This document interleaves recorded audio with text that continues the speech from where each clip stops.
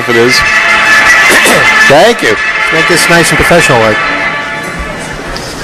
Okay, welcome to the 2600 meetings, a valuable resource or a waste of time. I also want to officially welcome everybody to Hope number 6. It's going very well so far, and good to see you all here.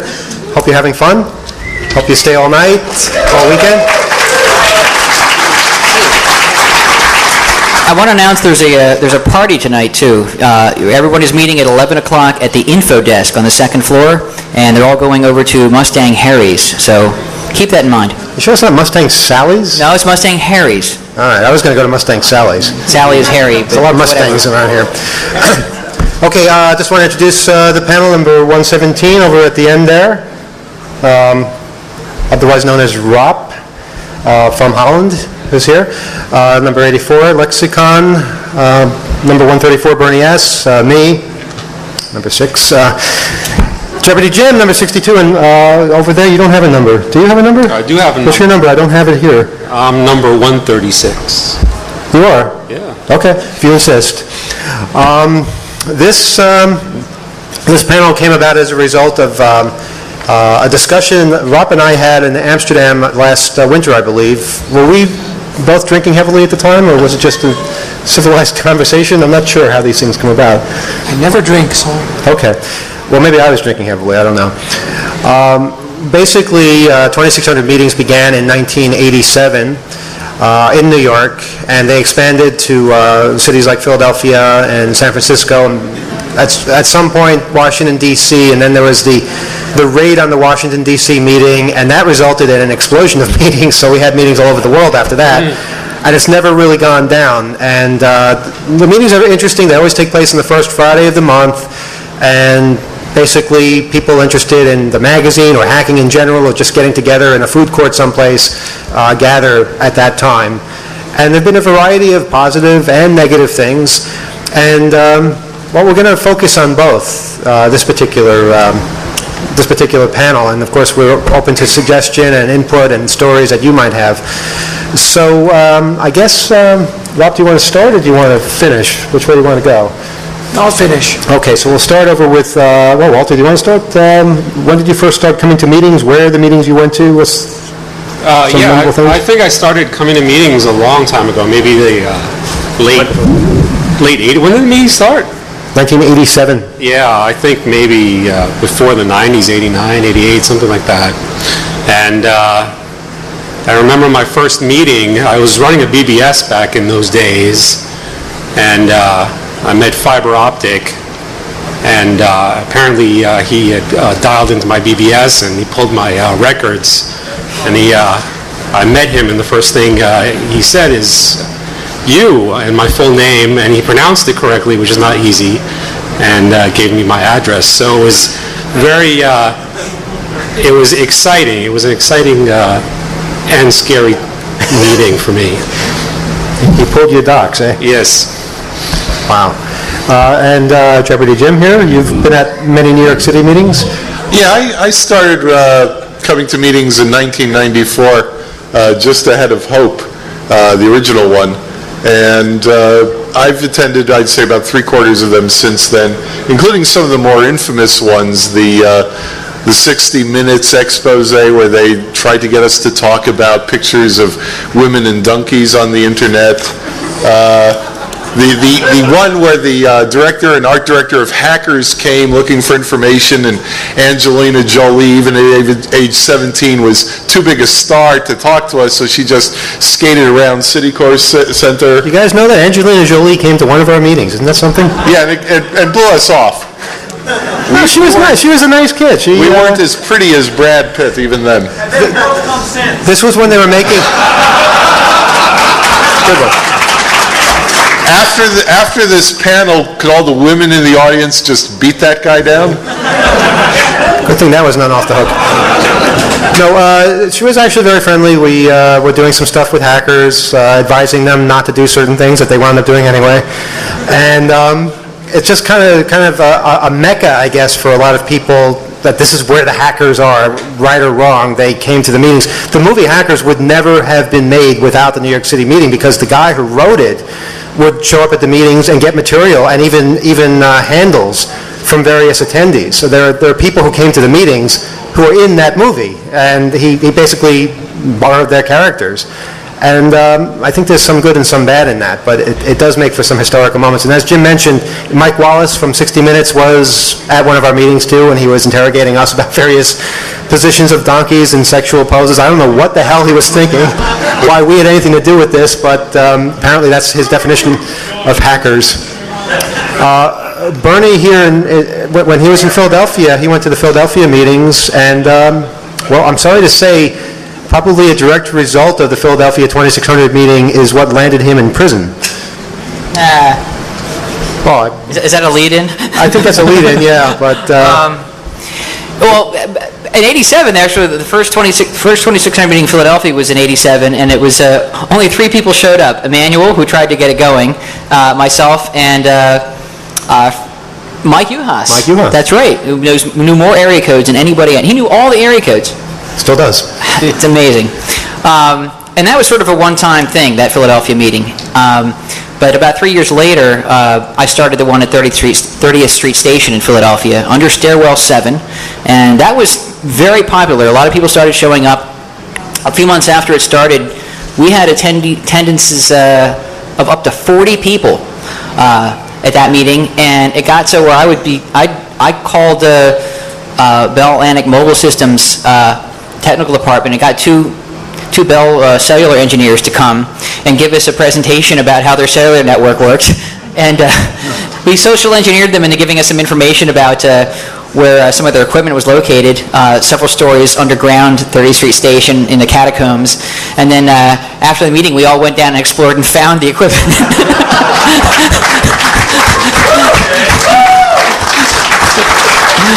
It wasn't easy either, but you remember all those tunnels. We went down there another time. But They were hot tunnels. oh man, it was like the Poseidon Adventure. There were like steam coming out and everything. But Has anyone here not explored a tunnel ever?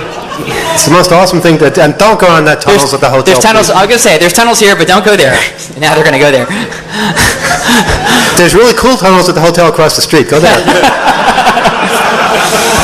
So the Philadelphia meetings really took off well, and they went well for about 4 years or so.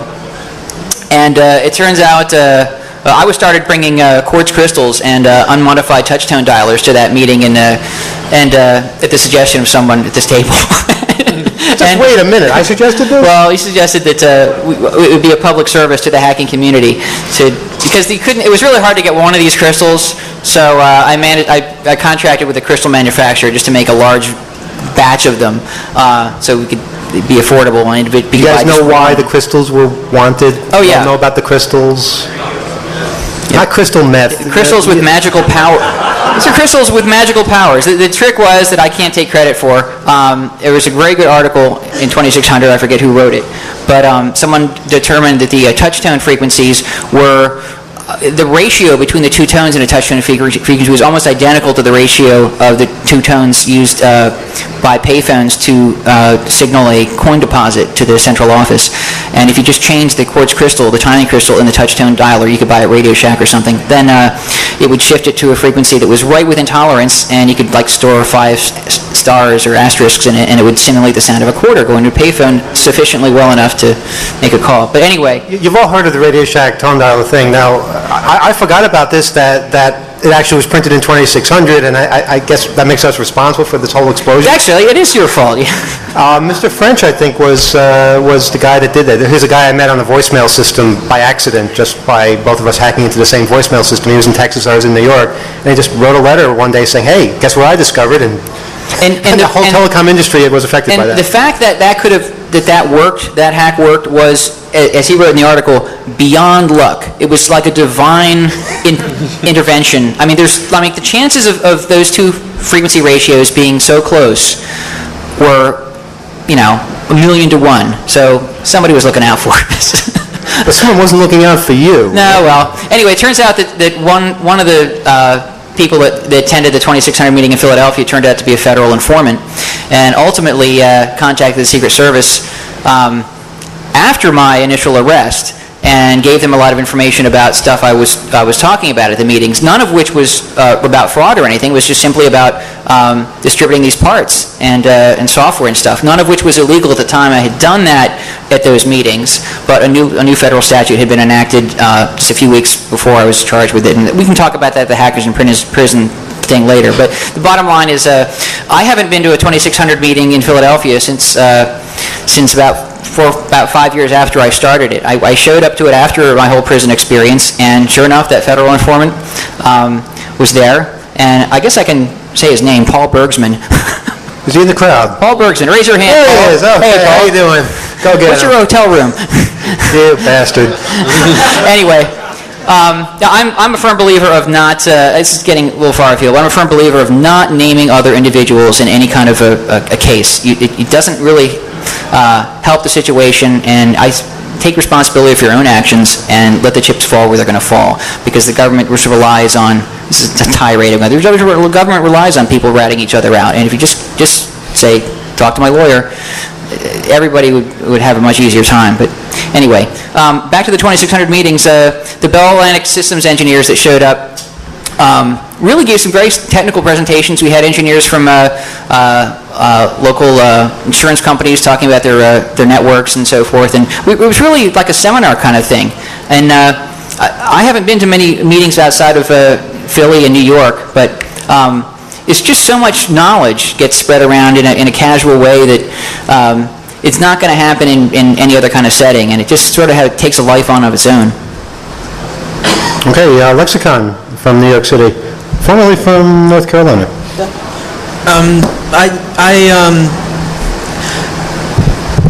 I started reading the magazine in about, I guess, mid-90s, and listening to the radio show, and thinking it would be great if there was a 2600 meeting near me.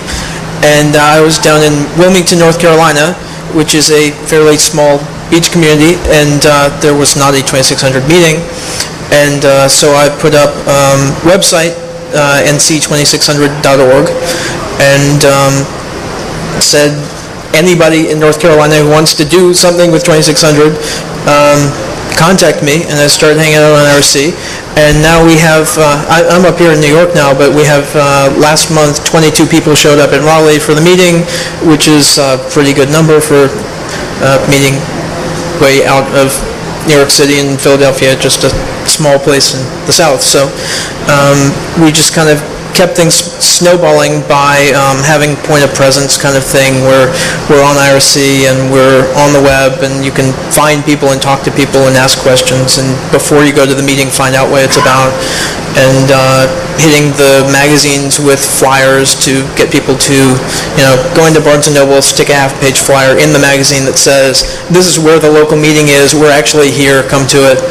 And just building that sort of thing to build bigger and bigger meetings, so more people who would be interested in it know that it's there. And so that's mostly what we've been doing. And then in last year, we put together CarolinaCon, which is a conference that's like a super meeting for all the meetings in North Carolina. And we had people come from all over the place to show up to that, and it's like a kind of mini Hope just for our state putting it together, and that was a lot of fun, so we did it again, and we'll probably do CarolinaCon 3 next June. So.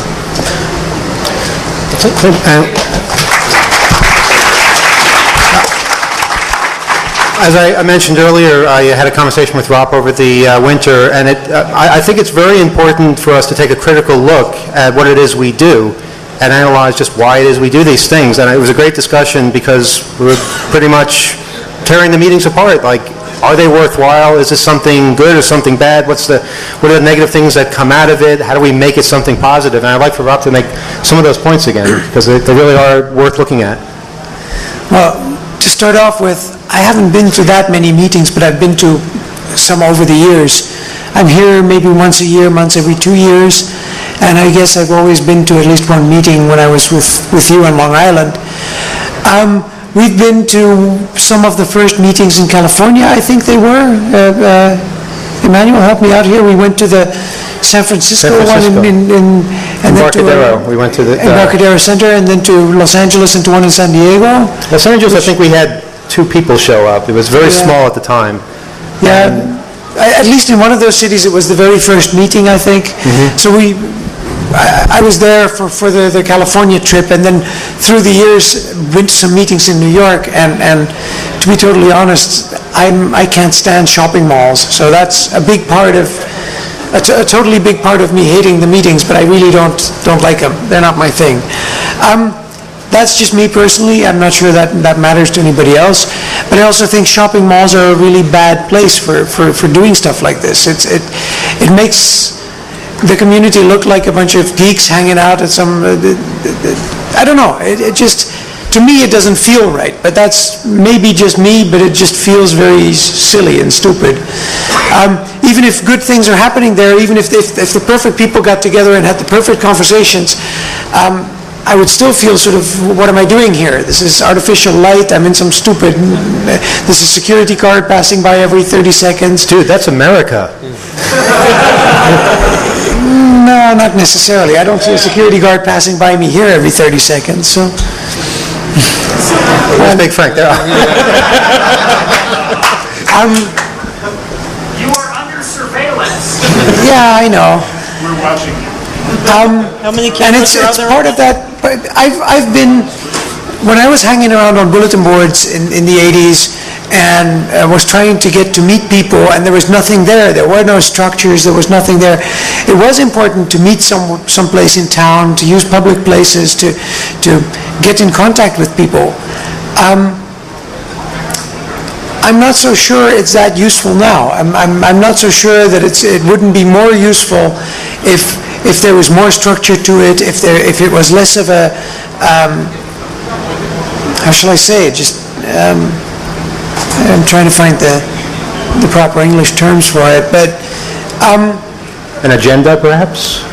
Well, an agenda would be nice, but it's not always necessary, but more of a sense of being in your own space, and not so much a sense of being a bunch of kids hanging around and being obnoxious. Even because that's not what we are. We are not a bunch of kids hanging around being obnoxious, so why pretend? Why? Maybe that's just me getting older, maybe that's just me being, I don't know if that's just a generational shift, or if part of that is the form that is chosen. And the question for me is, to what extent does the form we choose define who we are? Does it make us a bunch of obnoxious kids because we choose the form of being obnoxious kids? Well, let's analyze this and see where the problem is, because I can see both sides of this issue. First question, quick question to the audience.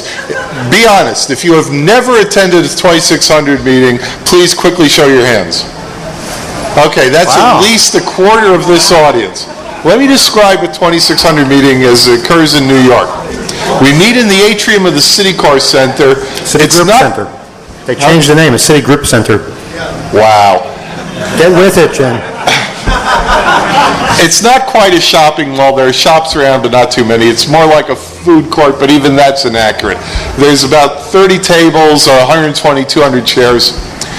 And there is not what you would call a structure to a 2600 meeting. People go, sit down, bring out a laptop perhaps, bring out some other piece of equipment, a Unix book, whatever, sit there, and there's no necessary identifying tag on anyone. So if you've never been to one, you don't exactly spot the meeting too easily. This may or may not be a good thing. But also, as I said, there is no agenda. There's no scheduled speaker usually, despite the rare example given by Bernie S. There's no set topics of discussion that have been posted on IRC or a website.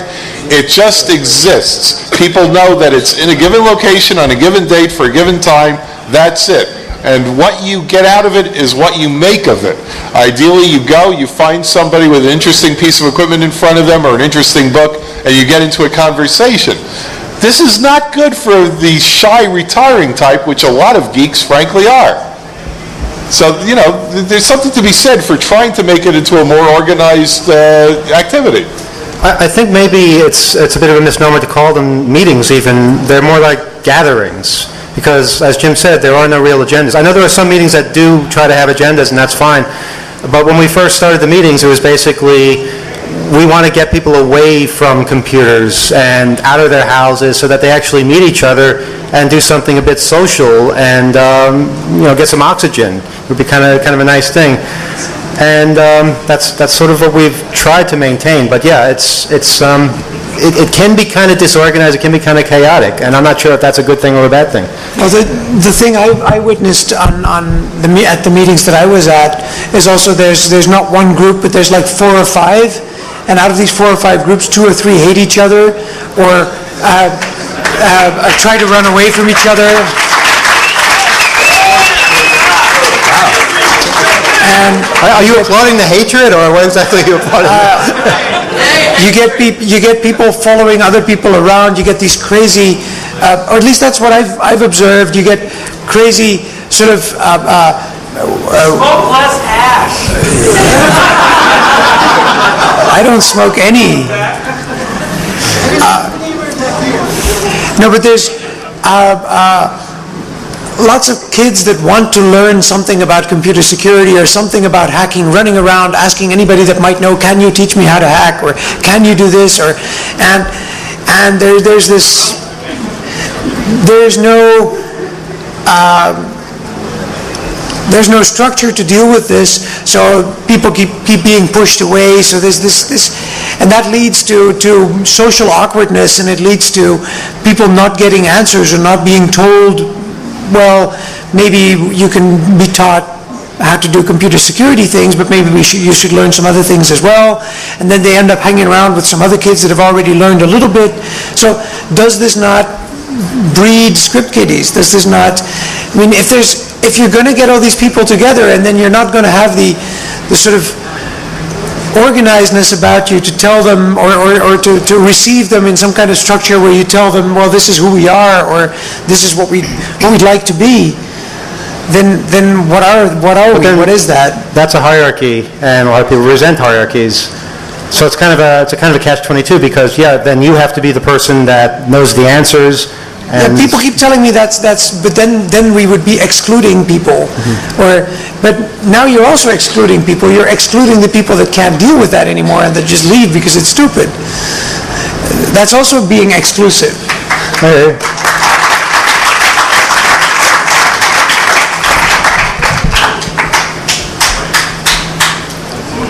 You just something? I tend to agree to a certain extent that that some of the meetings can take on an air of just. I'm sorry? Didn't hear that. You take an air of immaturity, but sometimes you're dealing with a lot of young people too, and who haven't.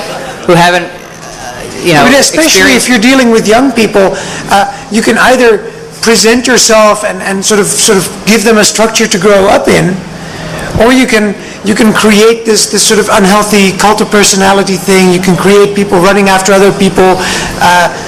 There's different ways of dealing with lots of young people showing up.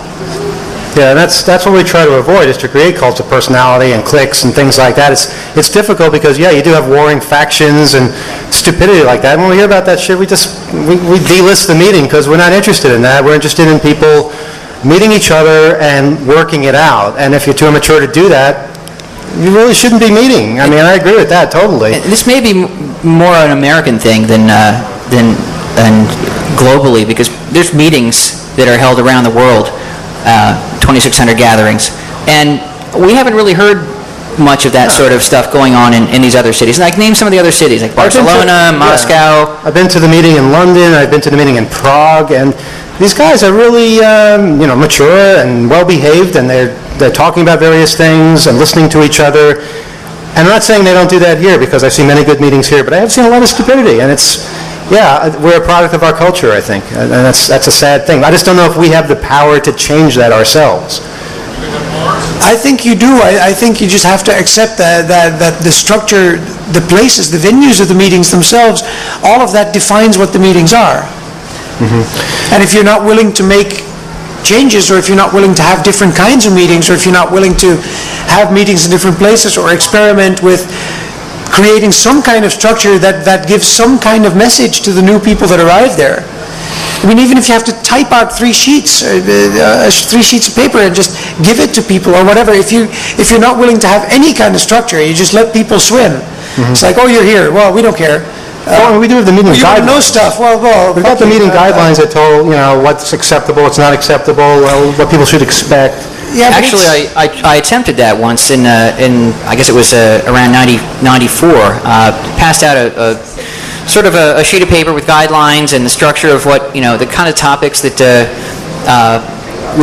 might be more interesting to discuss, and appropriate behavior, rules of at the 30th Street station as far as what they were allowed to do. Ironically, one of the rules is no, you can't pass out any handbills. So the Amtrak Federal Police descended on us for doing just that, even though I was handing out these to people I knew. They weren't being handed out to strangers. So they tried to kick us out of the place, and so then I went to the local city paper and said, and they made a story about it saying, these are people that are showing up to patronize some of the new businesses at the station, because Philadelphia just put all these shops and coffee shops and bookstores and stuff at the train station. And so that was around the time that a friend of mine had brought to my attention some potential surveillance of the 2600 meeting by other law enforcement agencies, namely the Secret Service. And we'd sort of wondered, who are these guys standing around at the meetings in suits or just looking at us but not part of the meeting kind of thing.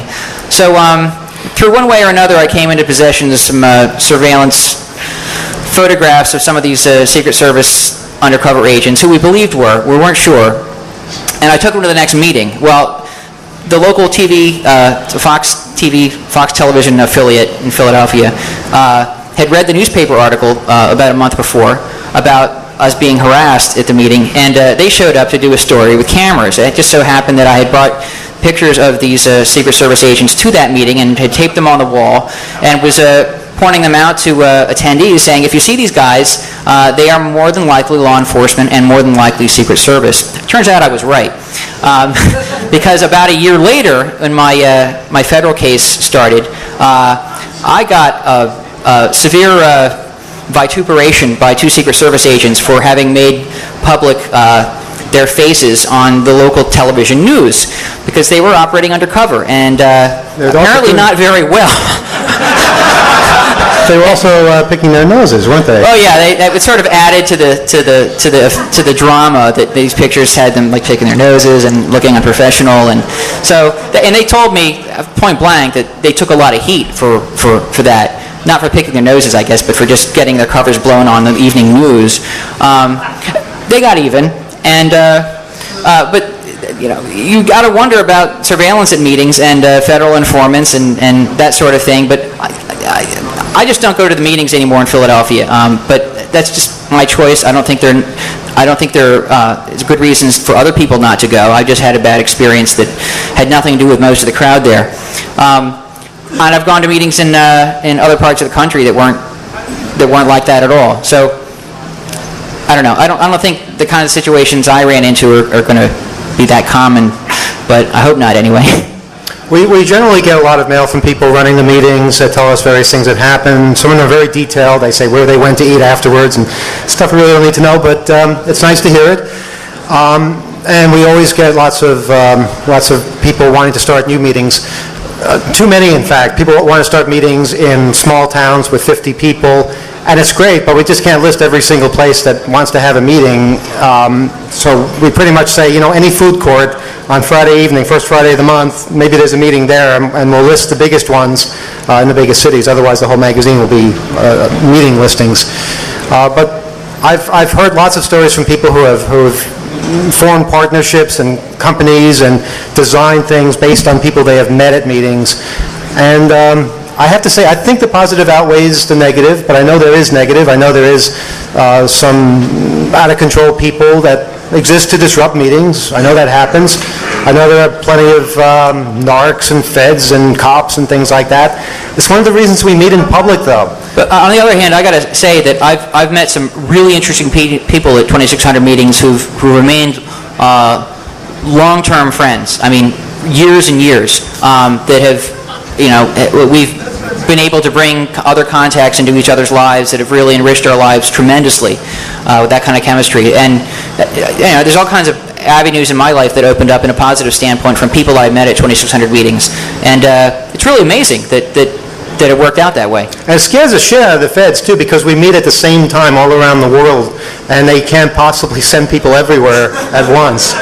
And that's always been one of the magical things about the meetings, is just they think we're so well organized that we have chapters all over the place, and they don't realize it's just really disorganized, a bunch of people just meeting in malls and food courts.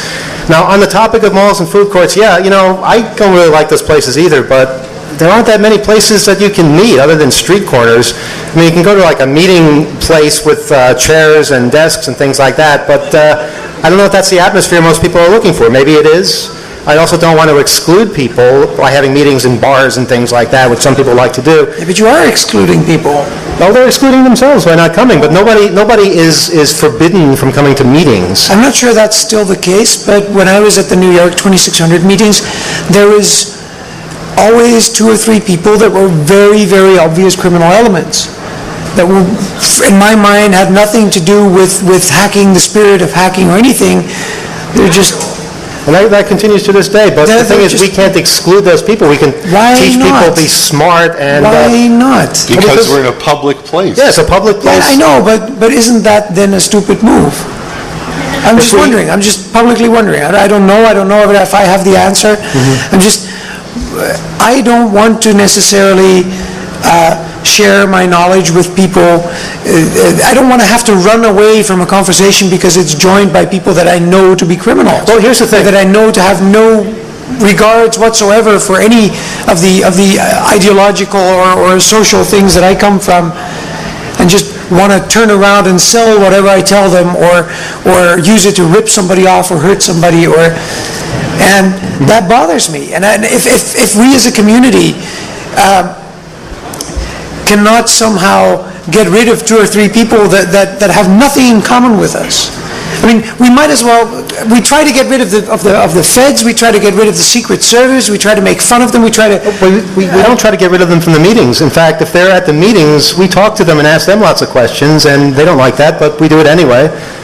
And it's... No, but it's like you have this whole thing going with the narcs, the feds, the cops, but at the same time, you're giving them exactly what they want. You're giving them an atmosphere in which you can be portrayed as hanging out with a bunch of criminals. You're giving them the context.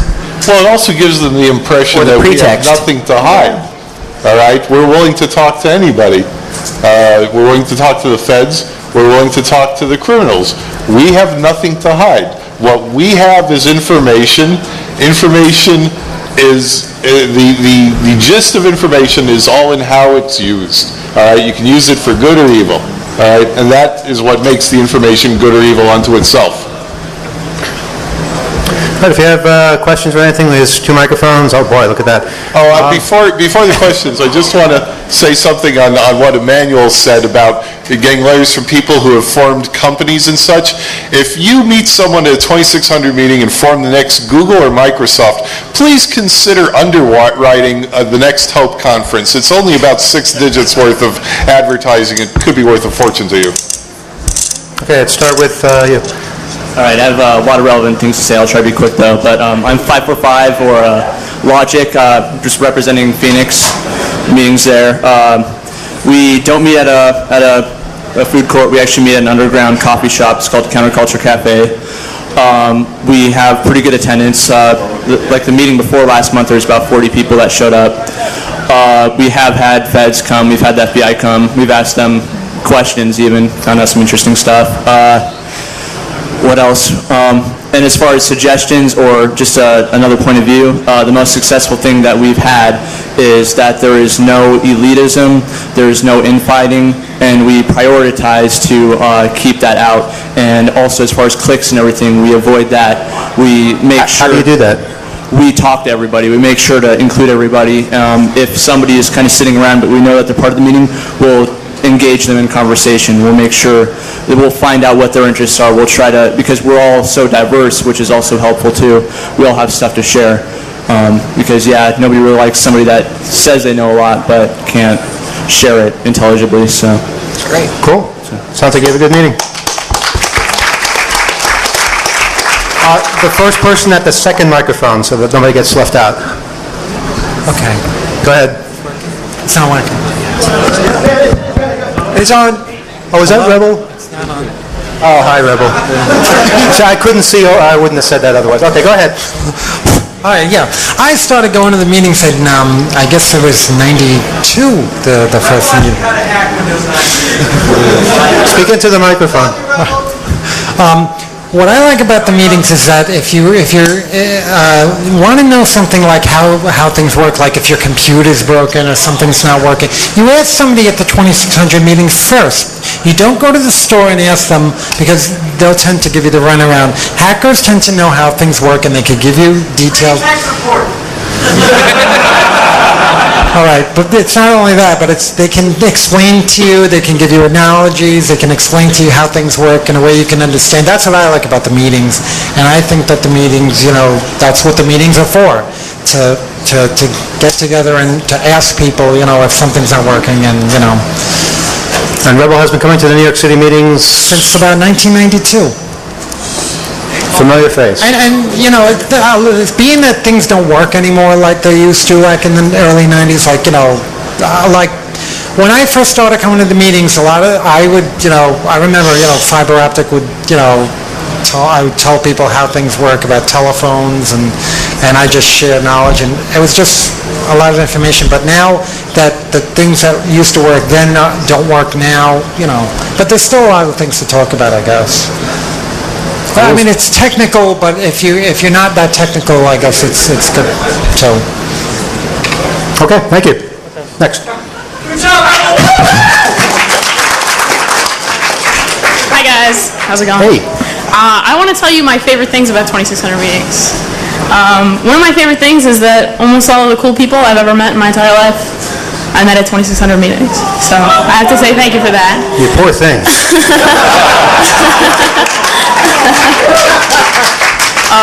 I have to say that some of the meetings out there are really, really cool meetings. We used to do a meeting in Boulder, and it was amazing. We'd go on field trips and projects together. Almost every time someone would bring something that they wanted to figure out, or, oh, I have this book, it's cool, check it out. I'm talking about 720. 720 represent. Yeah. And I want to tell you what I think about them. I think meeting people that have common interests with you is really awesome. And in fact, everywhere I go, not just 2600 meetings, every conference I go to, every meeting in not the United States I go to, I get to meet people like that, and I like them. So it's just another avenue that you can do that. But in these other places, we get to be a little more productive than we can be at 2600 meetings. Obviously, it's hard to get some kind of project done if you're in a mall. So my favorite people that I've met through places like this are people who actually work on projects. 720, my meeting in Boulder, that's the area code, that's our little slang term for it, was really fun, and it died. It ended. There's no more 720 meetings. There hasn't been for about 2 years, 3 years since I moved here. And so it takes somebody who's really in charge of a meeting to really make sure it works out.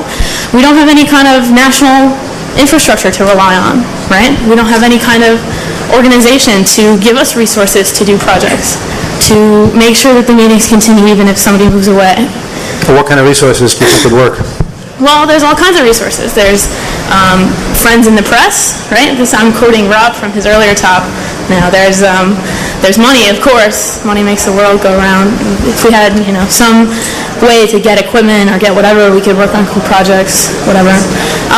It's cool that the meetings are all on the same Friday everywhere around the world, but we are just a couple of guys sitting around and just doing a couple things. If we really wanted to have a political impact anywhere, we can't do that because we're just a couple of guys sitting around different places. We don't really communicate to each other. I think there are other ways to get the good things that come out of 2600 meetings. If we had a space, for example, the way they do in Germany, to work on things, to do projects, to invite people in, to show them our space. We don't have to worry about feds anymore, and we can get respect from the press and the public by doing what we do instead of hanging out criminals. We can invite the criminals in, we can invite the feds in, we can invite everyone in, and they're on our space, they're on our turf, and we can tell them and ask them anything we want. And having a good face in the press is a better way to have nothing to hide.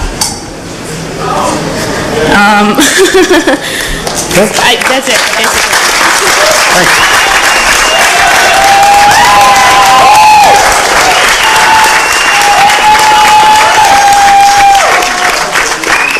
Back microphone?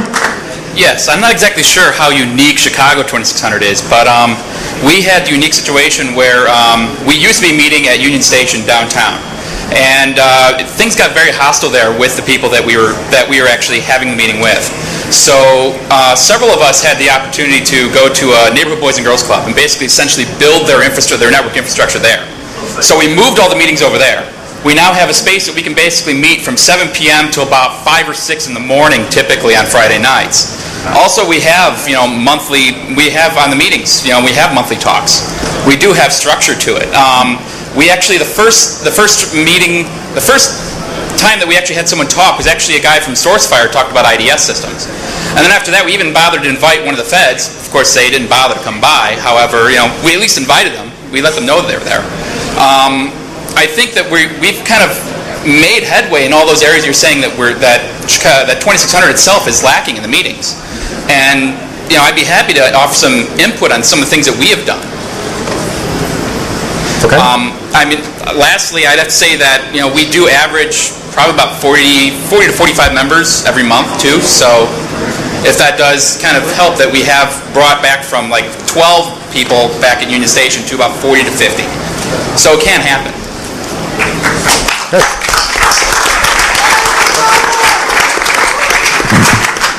How you guys doing? Though being a resident of New York, I haven't had a chance to get to 2600 meetings in New York City, and for that I feel really bad. Later.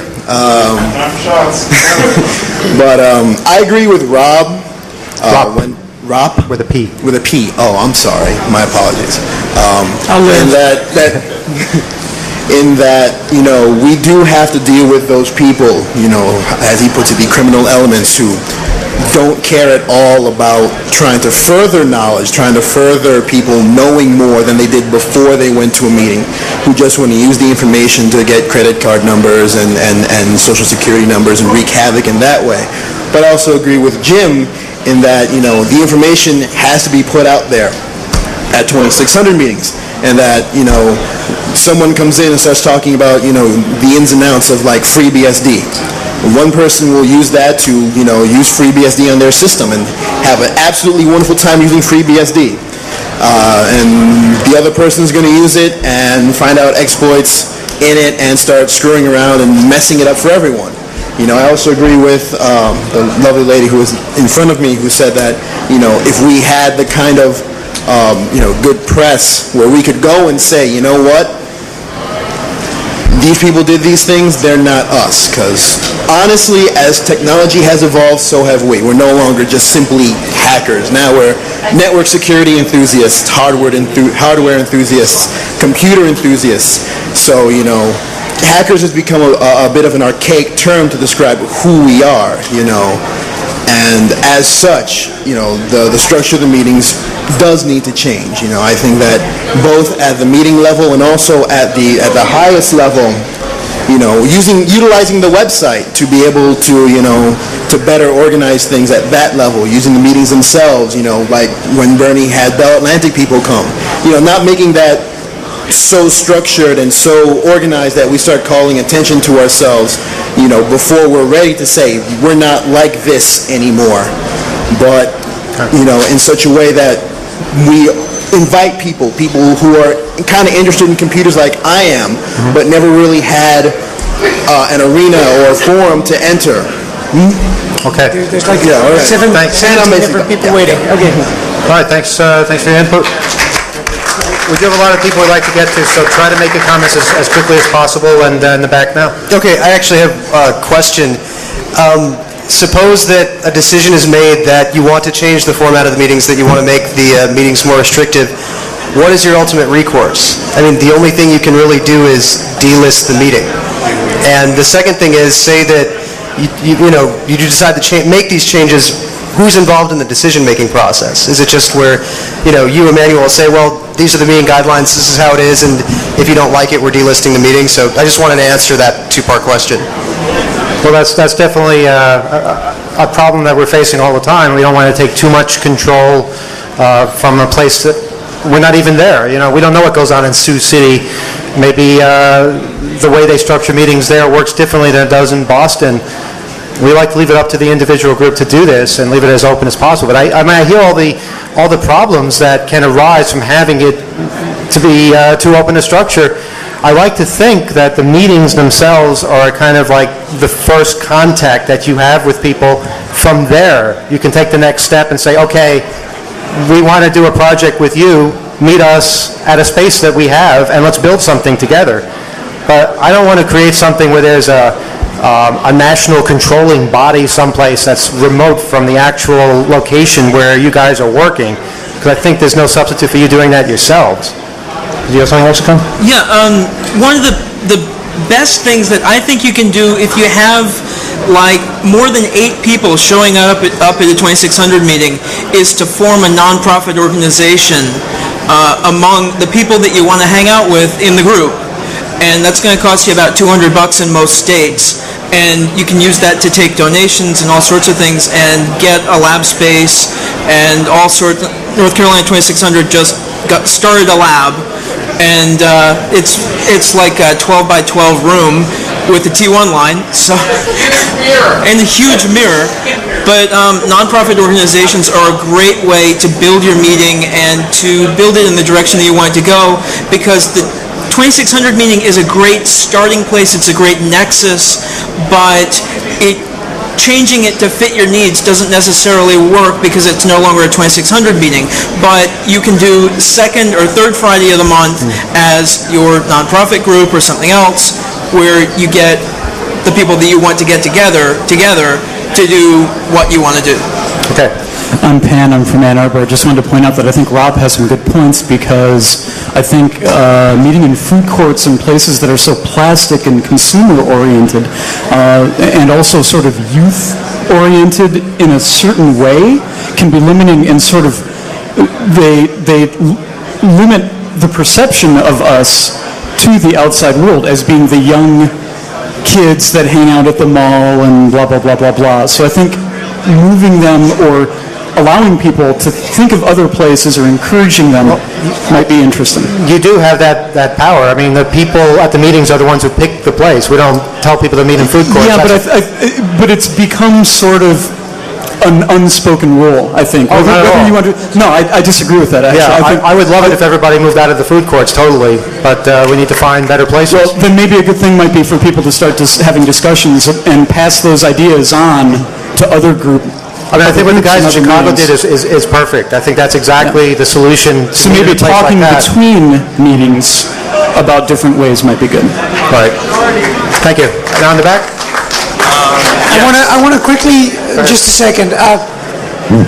The guy before this gentleman over here said something about forming a separate meeting on the second or the third Friday of the month, and then hanging out with the people that you want to hang out with, which to me sounds just like an institutionalized form of what I see happening here in New York, which is groups of people running away and trying to shove away the other kids that keep showing up, which is, I'm not saying that's wrong, I'm just saying it's a consequence of what's happening. And no, I'm not sure that means anything. I'm just saying it's an institutionalized form of the same thing. Mm-hmm. But it's no real different from saying these guys are criminal elements, let's get away from them. We know what we're doing, they don't, let's get the negative influence out. I mean, you meet people at a meeting, you're free to socialize with them further later on and do things, and well, that's what we provide, not more I know than the that. German model where the Germans just have a club. Guys, can we have a little bit more quiet and keep the discussion a little bit more centralized?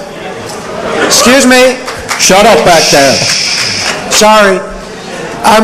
And we only have about 2 minutes, so let's wrap it up Okay, fast. the Germans have a club, and the Germans are, it's not like anybody can just come by and take over the club or be part of the club. It's more of a system of vetting and a system of who we want to be part of the club and not be part of the club.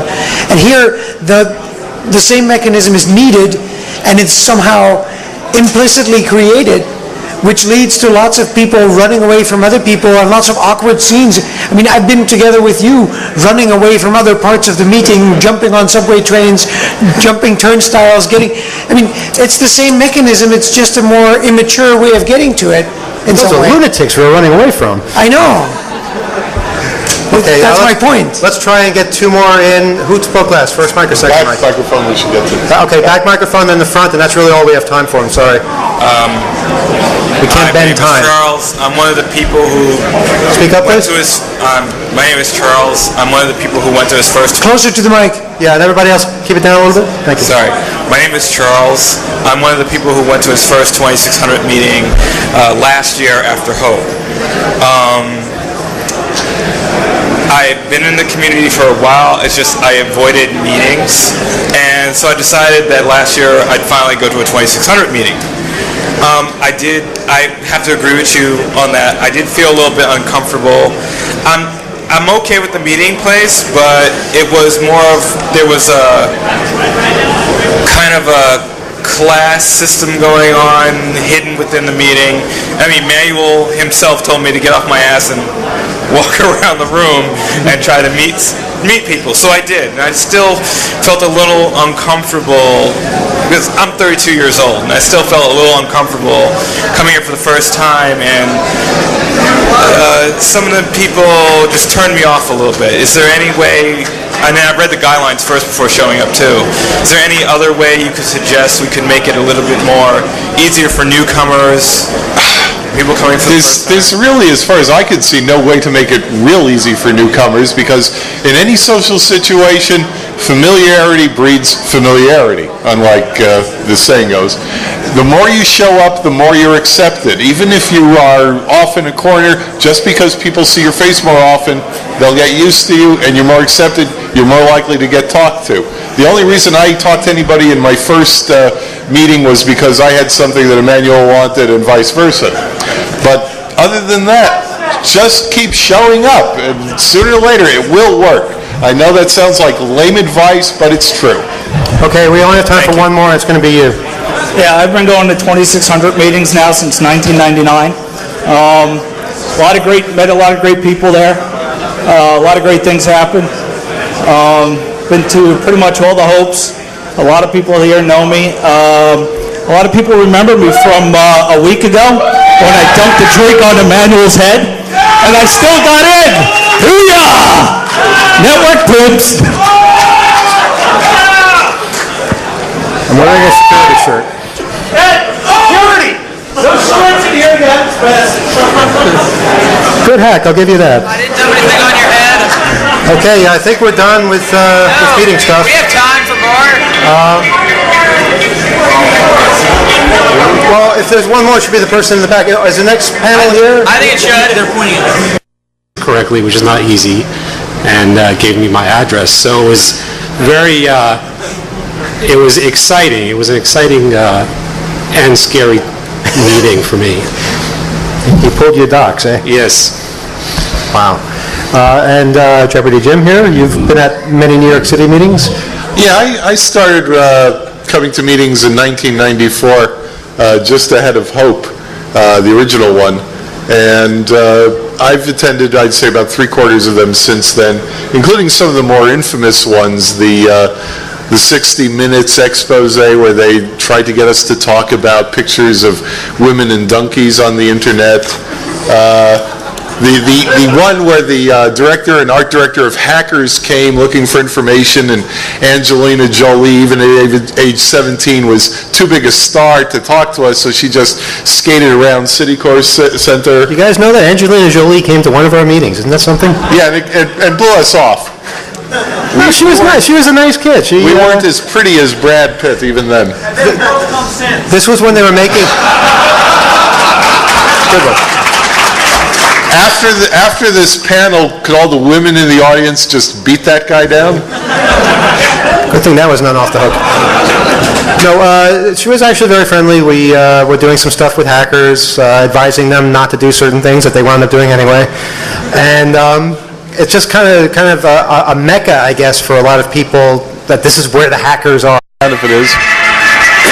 Thank you. Make this nice and professional like. Okay, welcome to the 2600 meetings, a valuable resource or a waste of time. I also want to officially welcome everybody to Hope number 6. It's going very well so far, and good to see you all here. Hope you're having fun. Hope you stay all night, all weekend.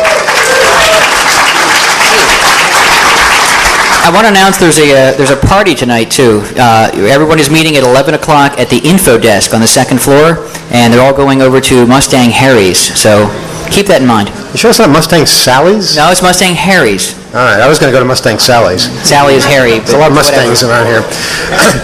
Okay, I just want to introduce the panel number 117 over at the end there,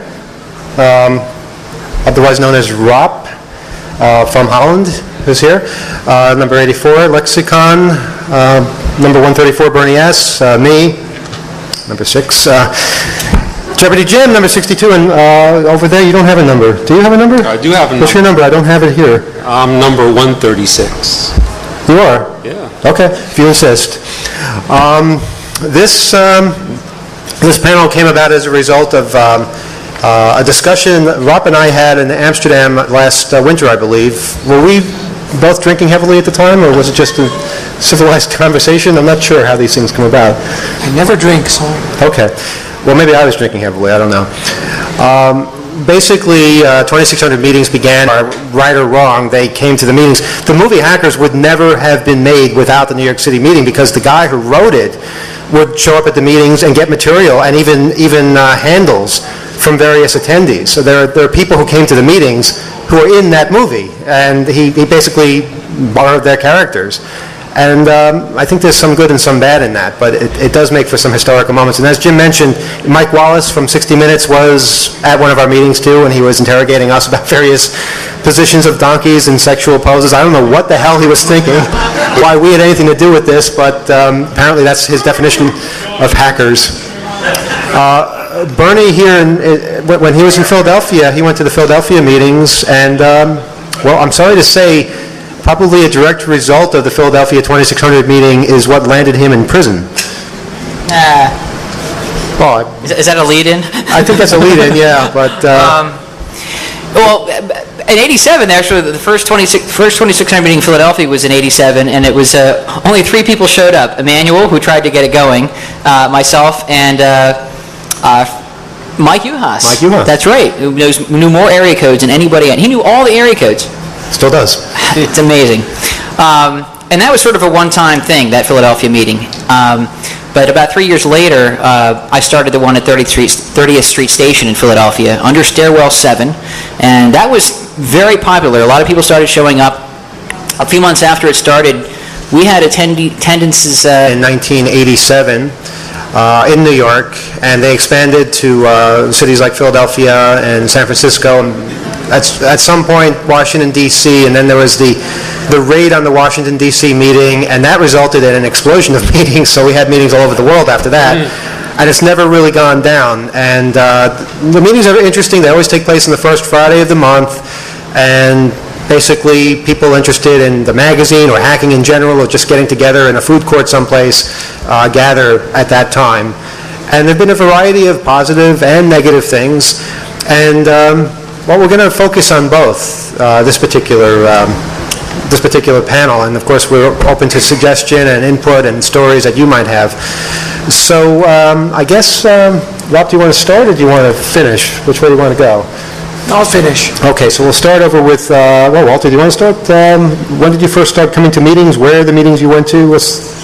Yeah, I think I started coming to meetings a long time ago, maybe the late 80s. When did the meetings start? 1987. Yeah, I think maybe before the 90s, 89, 88, something like that. And I remember my first meeting, I was running a BBS back in those days, and I met fiber optic, And apparently he had dialed into my BBS and he pulled my records.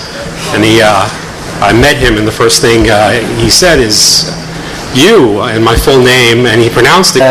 Of up to 40 people at that meeting, and it got so where I called Bell Atlantic Mobile Systems technical department and got two Bell cellular engineers to come and give us a presentation about how their cellular network works. And we social engineered them into giving us some information about where some of their equipment was located, several stories underground, 30th Street Station in the catacombs. And then after the meeting, we all went down and explored and found the equipment.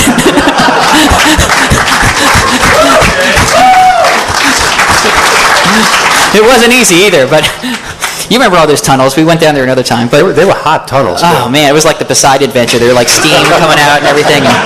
But Has anyone here not explored a tunnel ever? It's the most awesome thing to, and don't go on that tunnels at the hotel. there's tunnels. please. I was gonna say there's tunnels here, but don't go there. Now they're gonna go there. There's really cool tunnels at the hotel across the street. Go there. So the Philadelphia meetings really took off well, and they went well for about 4 years or so. And it turns out I was started bringing quartz crystals and unmodified touchtone dialers to that meeting, and at the suggestion of someone at this table. Just wait a minute. I suggested this? Well, he suggested that it would be a public service to the hacking community, because it was really hard to get one of these crystals. So I contracted with a crystal manufacturer just to make a large batch of them.